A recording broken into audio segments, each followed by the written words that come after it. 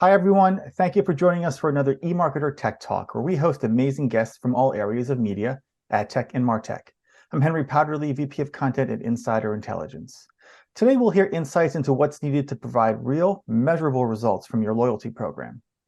I'm joined now by our special guests, Mary Pilecki, Vice President and Principal Analyst from Forrester, and Shamba Schmidt, Vice President of Sales Consulting at Epsilon. Mary and Shamba have a great presentation for you, and afterwards we'll open it up for questions about what you've learned. So please use the chat window to submit those questions for the Q&A. Now, first, before I hand the floor to Mary, we'd like today for you to take our poll, which is located below the video player. Today's question is, what are your loyalty program priorities for 2024? And choose between these answers. A, get to know your customers. B, establish a value exchange with your customers. C, create an emotional connection with your customers. D, measure the results of your loyalty program. Or E for other. We'll discuss the results later in today's broadcast. Now let's get started. Mary, over to you. Thank you so much, Henry. I'm very happy to be here today to speak with Shamba about what's going on in loyalty. So just a quick review of the agenda. We'll talk about what's happening in the market, how loyalty is a value exchange and how to measure that. We'll then pull it all together. And then I'm going to turn it over to Shamba, who's going to get us back to loyalty basics, and we'll have time for Q&A. So let's get started. So the main trend that's happening in the loyalty market today is that brands are shifting their focus from incentives and earning and burning those rewards to engagement and to generate enduring emotional connections. And so what this means is they're talking about loyalty differently. And you can see, I made this word cloud, but you can see earn and burn and rewards are still here. But what's become much more important is that emotional connection, as we talked about, terms like brand love, being concerned about how your employees support your loyalty program. And data is a big, big piece of today's loyalty. Now, the primary challenge we see in today's market is that most brands aren't embedding their loyalty initiatives across the enterprise. So we believe that you need a loyalty strategy before you even have a loyalty program. But that strategy has to also be part of your corporate strategy, where you're establishing your business vision and mission, you're setting your strategic goals, and you're defining the resources you need. In your products and services strategy, you need to, that really guides what you sell through what channels and why. And so products and services focus on the design, the connectivity across those products, and innovation. And loyalty needs to be embedded there as well. And then finally, your CX strategy. So most brands are trying to prioritize the customer experience because we know that a great CX leads to those outcomes of loyalty, which are retention, enrichment, and advocacy. But how that brand delivers those experiences is really critical to how loyal customers become. And then the top disruptor we have today is that consumer behavior and their needs continue to change very regularly. In fact, faster now than they have ever before. And the changes are based on our economy, health and safety, and on social values. So here are just a few examples of how U.S. online adult behavior has changed over the past 3 years. And so we asked U.S. online adults to agree or disagree with most of these statements. So the percent who said they belong to at least one loyalty program has gone up since 2021, about 3 points. The percent who say that they are values-based buyers, meaning that they buy from brands that have values that align with their own, has gone up and then down again. The percent who actually will share their personal information for cash rewards in a loyalty program has just gone up over the last 3 years. And the percent that actually trust companies will do what's best for their customers, that's gone down. So while they'll share more information, if you give them some sort of monetary reward, we see trust eroding.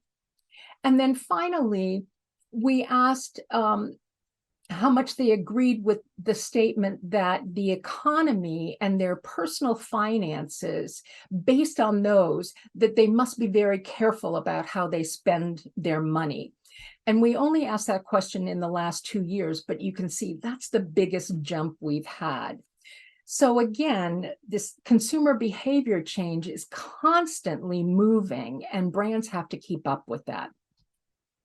So what does this mean? It means that brands have to be agile.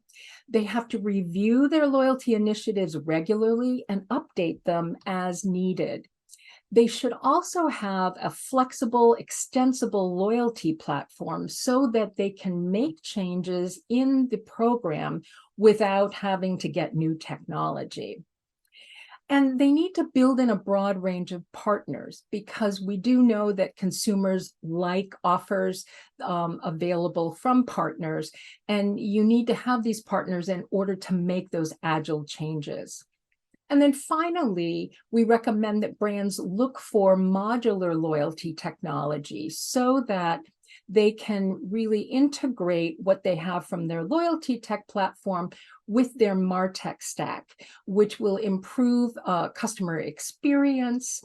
It will remove some of the fragmentation and silos we see today, and will also reduce costs. So moving on to the value exchange and how you measure loyalty. So loyalty really is a value exchange between the brand and the customer. And what the brand gets are those outcomes I mentioned earlier: retention, enrichment, advocacy, as well as acquisition. But what the consumer gets varies, and what they want from different brands varies, but they're usually looking for some sort of savings, both monetary and experiential benefits or rewards. They want exclusivity. They want to feel special. They want recognition, and they also want relevant communications, because with every loyalty program, they end up sharing some kind of personal information. And so if brands are collecting that, they should use it and send the right communications. At the same time, when you think about the value exchange, loyalty also focuses on customer obsession. So Forrester defines customer obsession as putting the customer at the center of your leadership, your strategy, and your operations. And our research tells us that customer-obsessed companies actually increase their revenue, their profitability, their retention, and employee engagement much faster than firms that aren't customer-obsessed. So how do they do this? Well, they're focusing on customer needs always, and in all those strategies, the CX strategy, the products and services, and their corporate strategies. They're creating these emotional connections and with empathy and showing the customer that they care about them. They're innovating at speed. They're embracing creativity, so they are trying new things. They are hiring new creative folks. And they're also aligning and empowering their people, because employees are a key piece of a successful loyalty program. So we have data about what consumers really want as part of a loyalty program. And we asked US online adults here how important each of these elements were to them when they were considering joining a program.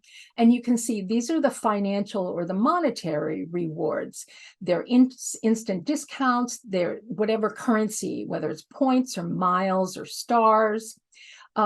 They want mobile coupons and rewards, and they also want exclusive deals and discounts on products and services from partner companies. But at the same time, they also want these experiential rewards, and some of them are nearly as important.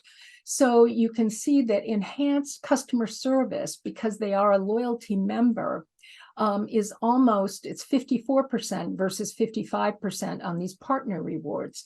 They want this ability to earn special status, and they want those offers that are tailored to their preferences, and also to provide feedback to the company, not just to give the feedback, but also to get a response on that feedback. They want it to be a conversation. So those are some of the experiential rewards.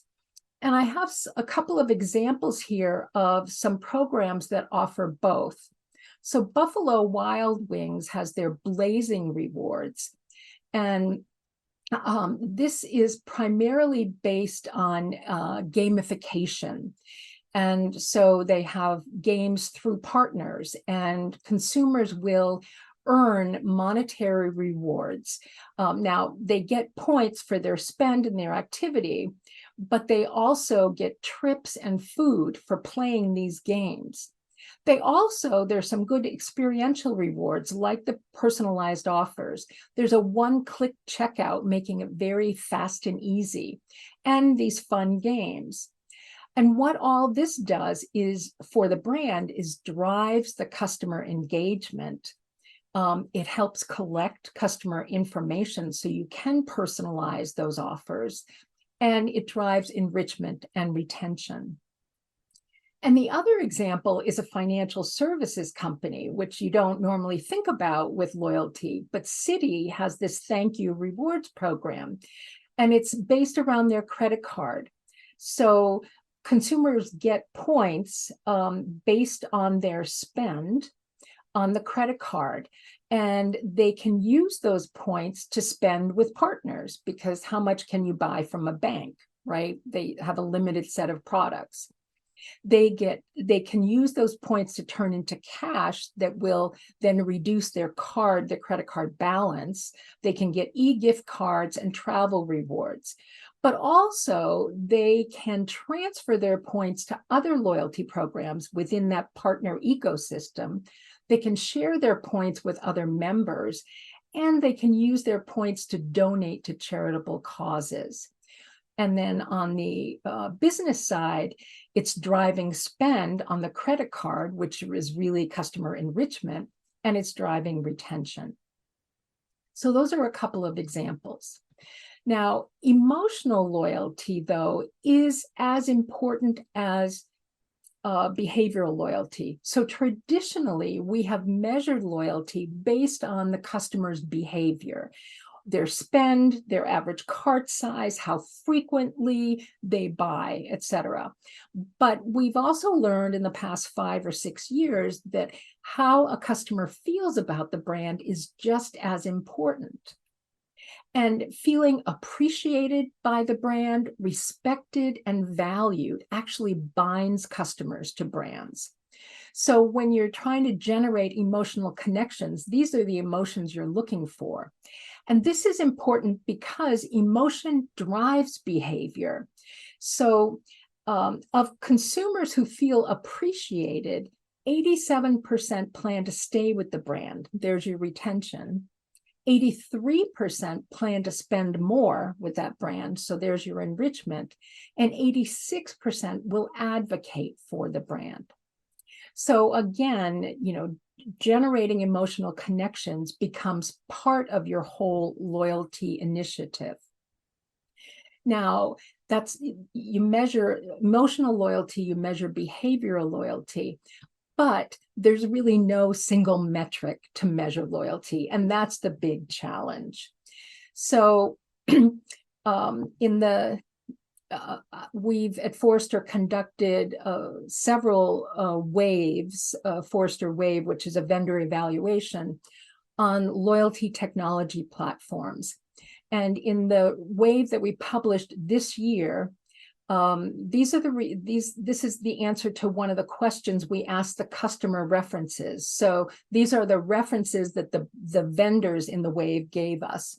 And we asked them how they measure the success of their loyalty program or initiative. And you can see that retention is the top measurement. Now, they could choose as many of these as they wanted to. And the real issue is that, as I said, there's no one single measurement, and brands are using a lot of measures to figure out whether their loyalty initiative is successful.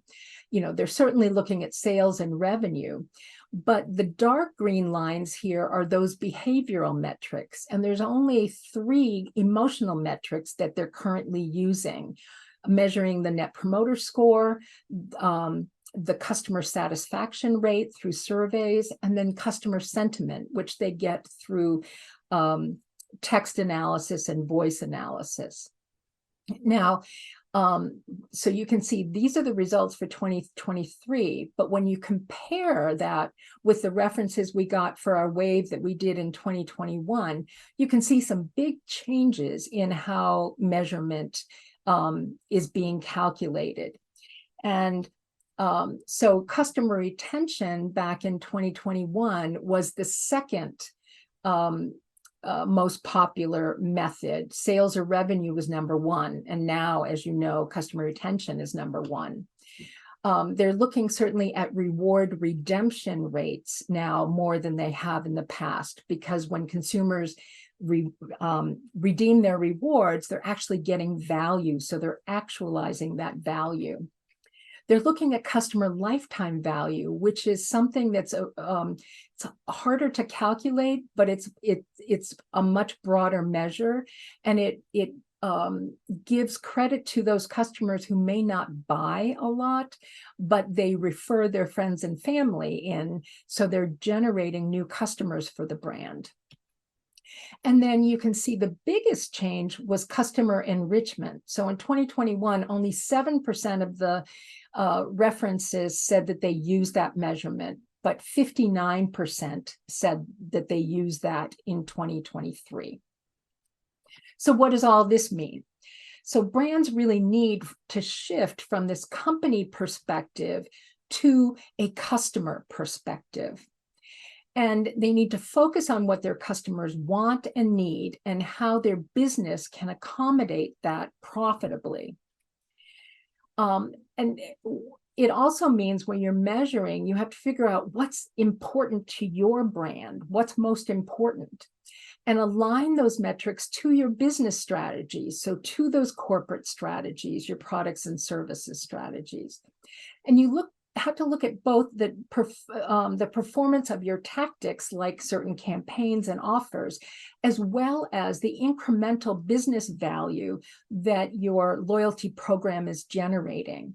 And you do this by comparing the results from members of your loyalty program versus non-members of your loyalty program. And then also you have to be willing and ready to modify those metrics as consumer behavior changes, as your strategies change. So let's pull it all together. The first thing, reminder, we're going to change the conversation. So instead of thinking about earning and burning, think about customer needs and emotions, and embed that thinking into your strategies. And recognize that customer obsession is actually profitable. Revisit that loyalty value exchange regularly. Constantly collect information about what your customers want now and what they may want in the future, and be prepared for it. Modify your initiatives and build agility into everything that you do, your technology, your processes, and your people. And finally, measure what matters to your brand. But this has to be a continuous cycle. So the last slide I have for you shows that, you have your strategy review, and it's a cycle. If you go clockwise around this circle, you're going to constantly update what you know about your customers. You'll monitor your organization. You'll check out your customer journeys to make sure that they are meeting customer needs and they're frictionless. You'll measure your results, you'll audit your success, and then it's a constant loop. So keep moving around that circle. And now I'm going to turn it over to Shamba. Thank you, Mary. It can feel very daunting for brands to achieve what you just said, appreciated, respected, and valued. It can be a really hard thing to tackle. And we oftentimes will find clients that feel almost paralyzed by the initiative in front of them, the goals that they're trying to do. But we find that if we really do put customer obsession at the very center, put the customer in the middle, it's something that Bezos said in his day one letter. The single most important thing we can do is to focus obsessively on the customer.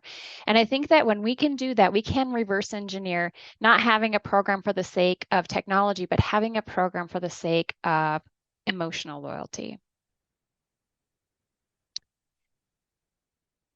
Just to kind of bring some of this to a head, Mary, you'd mentioned a lot about what customers expect and what consumers are looking for. And if we take a look at some of the evaluation of data we looked at that Forrester provided as a result of the last wave, we started to really realize this gets really heavy very quickly. There's so much that we can look at in terms of what customers want, in terms of the segments and personas, but we boiled it down just in terms of generational expectations, which is obviously big buckets of people, but you really start to see how trends are really starting to change, and consumers, especially younger ones, expect to feel special. And they want it to be very personalized and relevant to their journey that they're having with a brand, not just in the moment, not just in the transaction, but truly in their relationship. And this is where it gets really tricky, is a lot of brands, they focus on the transaction and it doesn't really stack up for a lot of the members, and they become skeptical. So it becomes critically important to get the value exchange right out of the gate and continue to optimize your learnings, as Mary pointed out in that last slide she just chatted about.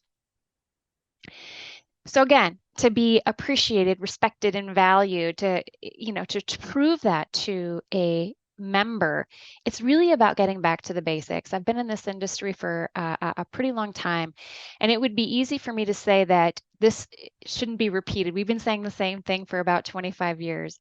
But the reality is that it's very easy to be handcuffed to antiquated technology enablement, or to be cast into trying to do the path of least resistance, opposed to the repeatable, tried and true processes of the basics, which is know your customer, get your data in line, understand what it is that your customers are expecting from you, so you can identify a value exchange or the value relationship between you and your member that's going to resonate.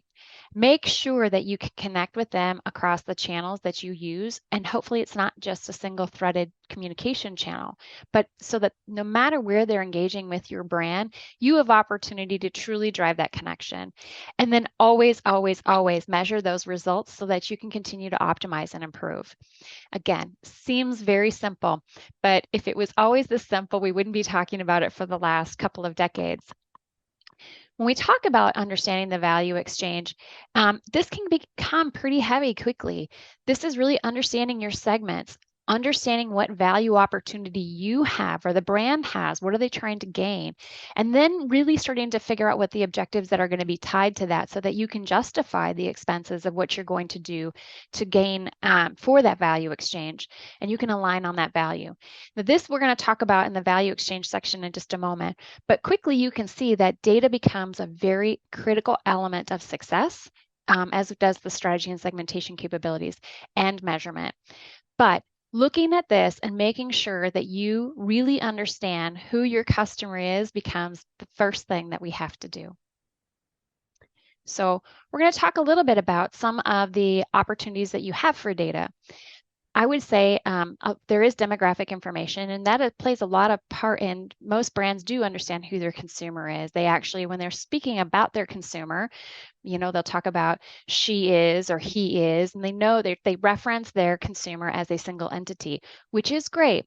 However, there's a lot more to the demographic information. The second piece that is usually rounded out with is transactional information. And that honestly is the path of least resistance. It's what we get in loyalty programs. When people do an activity or they make a purchase, we calculate it. Quite frankly, it's always used, but not always used to the best ability. Meaning, when we look at the transactional information, we might just get made a transaction and a value, but we didn't look at what they were actually purchasing. So we can actually personalize the experience on recommendations we might make the next time we engage with a member. There's a ton of behavioral and psychographical information that can be used to really drive that personalization initiative and to be able to provide the customer or member a truly differentiated experience that while the treatment strategy is universal in some regards, it feels very unique and personalized to that member. I'm going to just spend a second talking about a brand that we work with that does a really great job. It's really easy to look at member information. And for AutoZone, they have members who are like the do-it-yourself member. And those do-it-yourself members may actually also own a business. So even within their loyalty program, we have to understand what is this driving the behavior of that member so that we can ensure whatever that value proposition is that we're going to play up, or whatever the communication is, or our recommendation for next best anything is really tailored to understanding who the member is and all the ways in which they engage with us and for what reasons. So we have a provocative thought as you guys are looking at your poll. This is one of the questions. I mean, is anybody, for us to think about later, is customer knowledge. I mean, what are you doing to improve those initiatives? And it's not something you guys are currently looking at. It's something we highly recommend to get back to basics. We're going to spend a second talking about the value, and Mary spent a lot of time talking about this. Specifically, it relates to a couple of the case studies she did with B-Dubs and with Citibank Thank You. But it is about making sure you have a rational and emotional capabilities inherent within your solution or with your marketing strategy. Both of these have to resonate with the member. Otherwise, the entire program is going to feel disingenuous. And for a brand perspective, it may start to feel much like a discount program, which is not the goal. That is not the goal of the loyalty program. So how do we get to move beyond just a discount program? It's recognizing that, as brands, we can identify what the value that we feel like each member has, how much more we can get from each member, whether it be retention or advocacy, increase their spend frequency, all of that. But the reality is, to get that, you're going to have to hone in on what is it going to take to get the value, to give them, the members, the value they want to elicit the behavior that you want. So, understanding that there's this dynamic value exchange that has to occur even within a single program. The value that we need from our members needs to be complemented with what they're going to expect for that value in return. We work with Walgreens, and they do a phenomenal job at a dynamic value proposition. They really look at where the member is shopping with them, and they really tailor their program to resonate with their members, not just in terms of the value exchange, but across all the channels in which those members engage with that brand. Again, thinking about it as you guys get ready to go into the Q&A session here a little bit, that dynamic value propositions, what are you doing? Are you thinking about it? And do you think that there's opportunity for you to actually engage the member in a different place and kind of meet them where they're at? Creating a real connection. This one is actually pretty difficult for brands because they end up with one size fits all for redemption.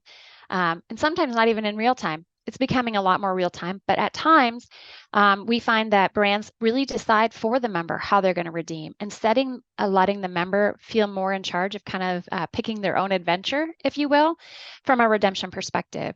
Making sure that you have flexibility that aligns with the values of your member for ways in which they redeem is critically important. You heard Mary talk about the fact that redemption now, that redemption rate, is one of the more highly tracked elements of success for a program.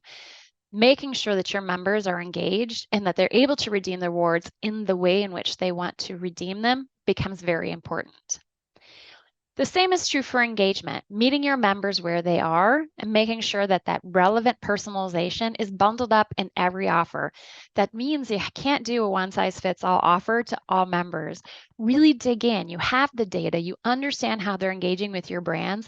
Leverage the capabilities of your solution to really create a unique customer journey for all of your members. And finally, move beyond just email, making sure that your connections are you have a connected communication with your members across every channel that they're engaging with your brand. And now, as we see the advent of social media and influencers really taking part, making sure that your brand understands how to embrace those connections as well. And this is really what gets us to this unique customer journey for every single member. If you could take all of the pieces from the last slide and you can apply each piece and part to every member in a way which will resonate with them most, it does truly feel like a build your own adventure from a customer journey perspective, and it feels right to the member in a single program. Again, a brand that we work with that does a really great job of making sure that they are allowing their customers immediacy to redeem where they want to redeem, but also that engagement, that enrichment component with partnerships through like NFL, so that we can all engage with the Dunkin' brand with the team that we love the best. So again, think about what are you doing for customized personalizations or personalized connections, I should say, with your members. There's great opportunity there. And finally, if you cannot measure it, you can't imagine it. The reality is that there's oftentimes we see brands doing things because it feels right with no understanding of what it should actually be doing or what they really have to gain or glean from that activity that justifies the action. And it becomes really hard to really get sometimes brands to move around enrollment as the best measurement success. So the first question we find people will first KPI that people have is enrollment. And I am not saying it's a bad one, but it is one of many. We have to start looking at member engagement. This particularly becomes important when we are looking at robust programs that have emotional and rational components, because that engagement is going to be the things that they're doing with your brand in between those purchases. So ensuring that you can A, identify those activities and bring them to life, but B, measure them becomes super important. It also provides you opportunity to connect those member engagement components to lift and spend and visits, which is obviously super important from a brand's perspective. And then finally, making sure that you use all of these tools to make that member feel appreciated, respected, and valued, because that truly is what drives to emotional loyalty. So making sure you look at what you're doing across the board and finding a way that keeps the member at the center, aligns with the things that they want from a value perspective, and then can actually create a payoff for what you're hoping to get in return for those activities. So we do have a couple of, we've talked about a couple of what we think are customer obsessed brands, and then we think they're doing a great job. And as we look at what it's going to take for all the brands we work with, it's really about getting back to those basics. Understand and know your customer. Identify what your customers want from you. Get that value right. It might mean a little bit of test and learn at times, but you need to create both a rational and an emotional offering that is continually optimized. Continue to measure it. Create a real connection. The younger consumer connects with brands in a very different way, and we all have to make sure that we are driving that continuity in our connection to all these new channels that are being embraced to create that unique loyalty experience for every member, no matter where they're experiencing your brand. And finally, measuring the results, going beyond just that measurement of enrollment and really looking at that deep, rich data that your organization has and using it to actually influence the entire loyalty loop. That's all I have. Mary, you have anything you'd add? No, that was great, Shamba. You really dug into the details. Thanks.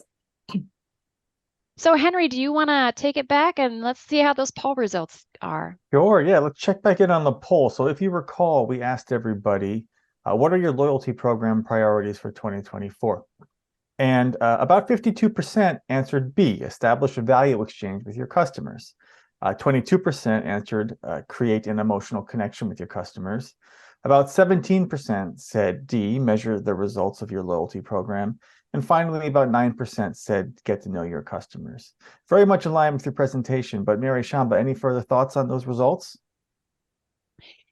I think it's great. And I think that as brands are looking at establishing that value exchange with their customers, really be thinking about how you can leverage everything that Mary talked about, not just with your data and understanding, but also through partnerships and how you can align with them where they are. That's going to be the key to success, I think.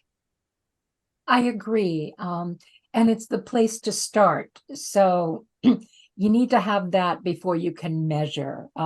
And before you can generate that emotional connection. So it's a great place to start.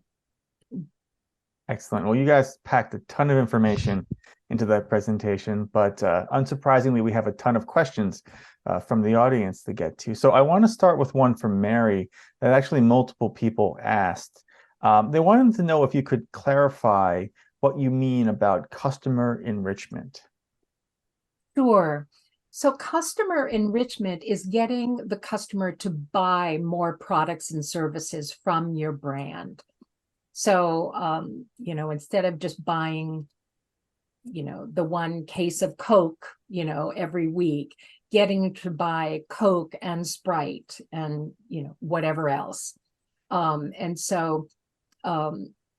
it's just getting them to deepen that relationship. Excellent. Okay, I think that really clears it up. Let's go to the next question. Maybe, Mary, you want to start with this one. How do I develop a business case that shows the ROI to justify the expense to the decision makers in my company? Yes. And this is an interesting question. It's not the easiest thing, but basically you have to think about the benefits you'll get from your loyalty program. And so that is, enrichment. But that's where you go to your measurement tactics. So think about what kind of incremental value do you expect to gain through the loyalty program? You have to think about those benefits. You also have to then weigh those against the costs. So most loyalty programs require loyalty technology to manage it. And there's a cost to that. Certainly there's a first year cost of the implementation, but then there's the ongoing cost. You also have to consider the risks in your program. But there are some every year at Forrester, we actually have a business case, and every year we update it and are adding new things. So one of the great trends is with loyalty programs is because Google cookies are going away, we have data deprecation, so privacy laws more globally. Marketers are looking for new ways to get detailed information about their customers. And loyalty programs are a great place to collect that because consumers have an established relationship with the brand. And as I mentioned earlier, they are willing to share information, in particular for cash rewards.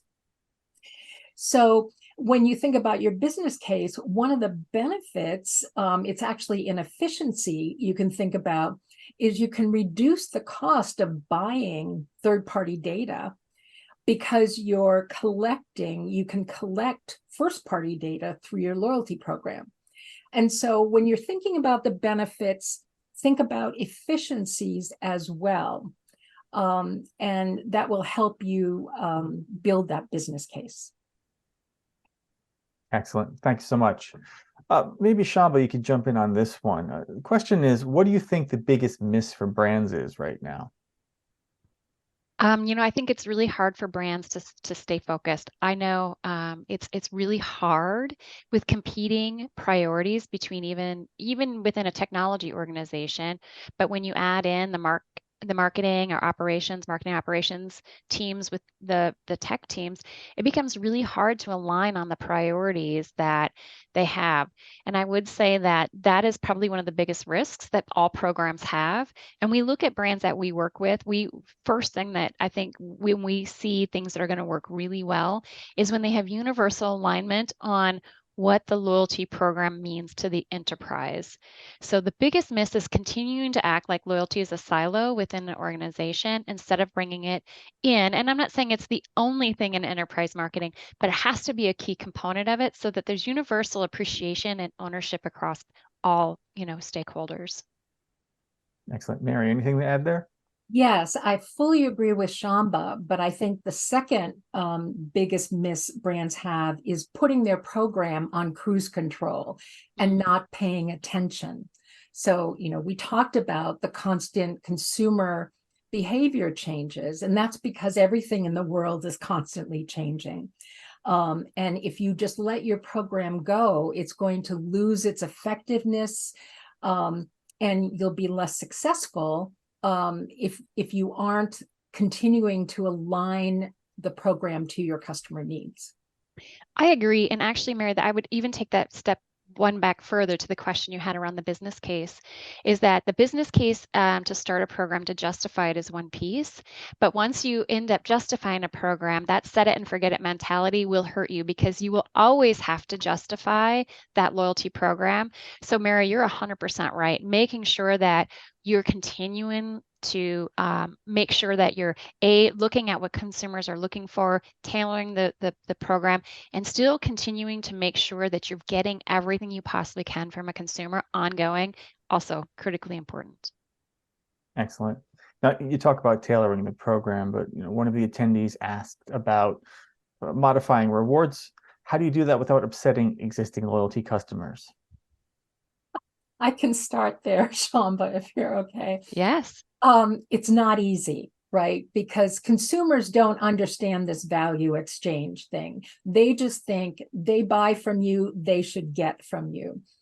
But I think the most important piece of it is effective communication. And that means saying, yes, we know, like in the Starbucks change earlier this year, yes, we know it's going to take more stars to get a hot coffee, but it takes fewer stars to get a cold coffee. And the reason we did that is because the vast majority of you are drinking cold drinks far more than you used to, and you're doing it all year round. So we're trying to meet your needs.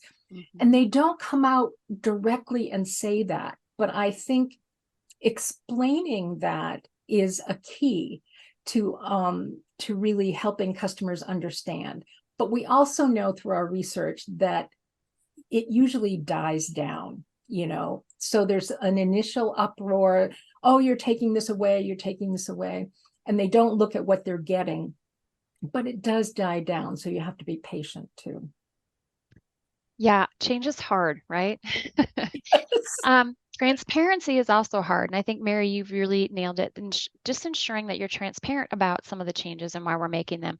And the other thing that I would say is that when you get to a place where the relationship feels very transactional and reward can shift the behavior or mentality so much, I would challenge people then it's time to think about what you're doing to engage that member to make them feel good about their experience with the brand in between those transactions and in between those redemptions to help offset some of that skepticism. Yeah. Well, I think we have time for one more question, and I think it's a good one to end on. The question is, if I already have a well-known loyalty program, how can I look at making my operation more efficient?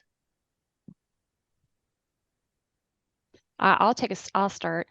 I think that well-oiled is great, but then I would challenge you to make sure that you haven't overlooked some of the emerging capabilities that are out there to ensure that you can engage with your members. Again, consumer expectations are changing all the time, and brands actually, I think I just read a stat that said 80% of brands think that they are connecting with the member, doing a great job with relationships, but only 8% of consumers actually agree.